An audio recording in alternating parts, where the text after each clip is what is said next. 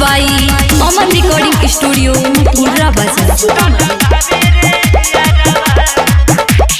सामने वाली से दिलवा हमर टूटल बाबे रे यारवा, सामने वाली से दिलवा हमर टूटल बाबे रे यारवा।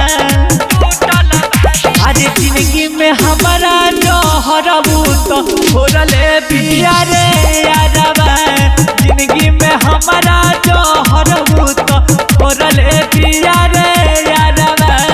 सामने वाली से दिलवा हमर टूटल बाबे रे यारवा, आज जिंदगी में हमारा जहरबू तो छोड़ले पिया रे यारवा, जिंदगी में हमारा जहरबू तो छोड़ले पिया रे यारवा।